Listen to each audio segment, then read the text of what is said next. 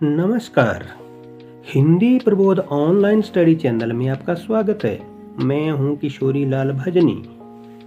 आज की वीडियो में प्रस्तुत है संध्या के बाद कविता का भाग 6 अर्थात दैन्य दुख अपमान गलानी पंक्ति से लेकर घोर विवशता का निज कारण। आइए सप्रसंग व्याख्या शुरू करते हैं। प्रसंग। प्रस्तुत पद्यांश हमारी पाठ्यपुस्तक अंतरा भाग 1 से लिया गया है।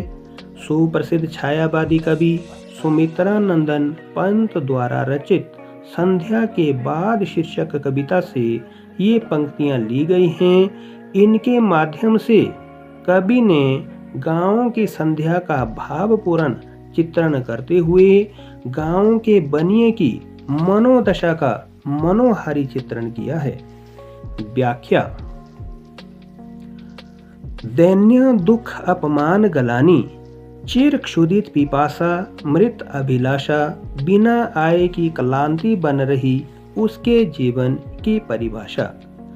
तो आइए सबसे पहले कठिन शब्दों को जानते हैं। दैन्य का अर्थ है दीनता, अपमान का अर्थ है तिरस्कार निरादर, गलानी का अर्थ है मानसिक पीड़ा, क्षुधित का अर्थ है भूखा, पिपासा का अर्थ है प्यासा, मृत अभिलाषा का अर्थ है मरी हुई इच्छा।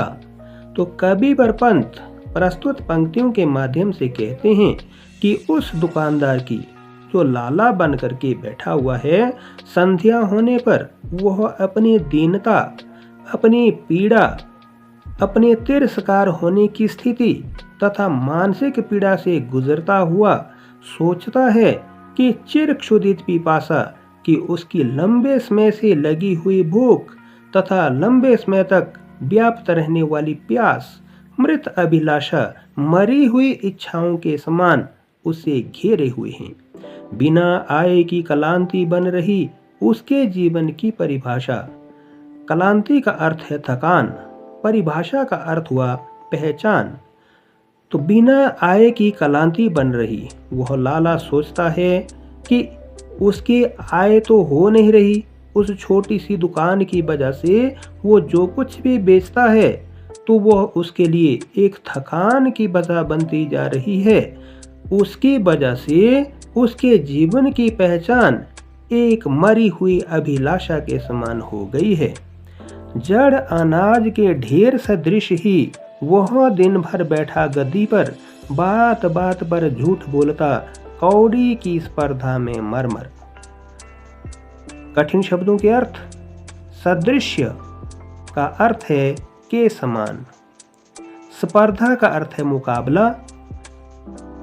कवि कहते हैं कि जिस प्रकार दुकान के अंदर अनाज की ढेरी बिल्कुल जड़ अर्थात बिल्कुल ठोस विद्यमान रहती है, ठीक वैसे ही उस जड़ अनाज के सामने वह दुकानदार भी अपनी गद्दी पर बैठा दिन भर अपने आप को उस जड़ अनाज के समान ही महसूस करने लगता है, क्योंकि वह बात बात पर उस दुकान की अपनी वस्तु को बेचने के लिए झूठ बोलता है और कौड़ी कौड़ी अर्थात थोड़ा थोड़ा सा बेचने के लिए उसे बार बार अपने जीवन के साथ मुकाबला करना पड़ता है।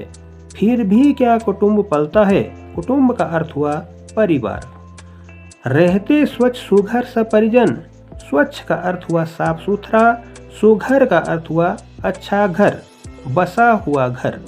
परिजन का अर्थ हुआ उसके परिवार के सदस्य। तो कवि कहते हैं कि भी क्या कुटुंब पलता है, रहते स्वच्छ सुघर सब परिजन, बना पा रहा वो पक्का घर, मन में सुख है जुटता है धन। कठिन शब्दों के अर्थ करते हैं। कुटुंब का अर्थ हुआ परिवार, सुघर का अर्थ हुआ बसा हुआ घर, स्वच्छ का अर्थ हुआ साफ सुथरा।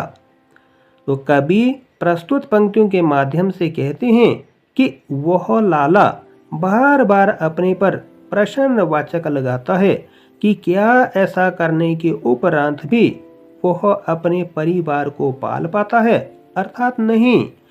क्या वे अपने साफ सुथरे और अच्छी तरह से बसे हुए घर के अंदर रह पाते हैं? अर्थात नहीं। बना पा रहा वो पक्का घर, क्या वो पक्का घर बना पा रहा है? अर्थात नहीं। मन में सुख है, क्या उसके मन में सुख है? अर्थात वह भी नहीं है। जुटता है धन, और क्या वो अपने लिए धन जुटा पा रहा है? अर्थात कुछ भी नहीं। तो इस तरह के अनेक प्रश्न उस दुकानदार के मन में रात्रि के समय में उठते रहते हैं। खिसक गई कंधों से कथड़ी, ठिठुर रहा अब सर्दी से तन, सोच रहा बस्ती का बनिया, घोर विवशता का निज कारण। कठिन शब्दों को अर्थ करते हैं। कथड़ी का अर्थ हुआ गुदड़ी अर्थात लेवा। ठिठुर का अर्थ हुआ कंपी करना। बनिया का अर्थ हुआ व्यापारी। निज कारण अपना ही कारण। व्याख्या करते हैं।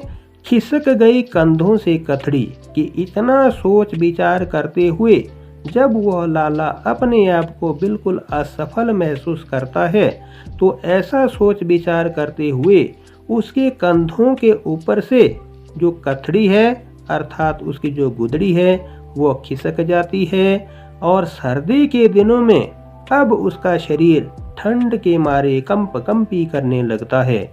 ऐसा ही सोचते हुए जो बस्ती का बनिया है, जो बस्ती का व्यापारी है, वह सोचने लगता है कि मैं ही अपनी इन मजबूरियों का कारण हूँ, अर्थात मेरा जीवन जीना बहुत कठिन प्रतीत हो रहा है। बने रहिए चैनल के साथ। प्रस्तुत कविता का अगला वीडियो भाग 7 में देखें। वीडियो देखने के लिए धन्यवाद।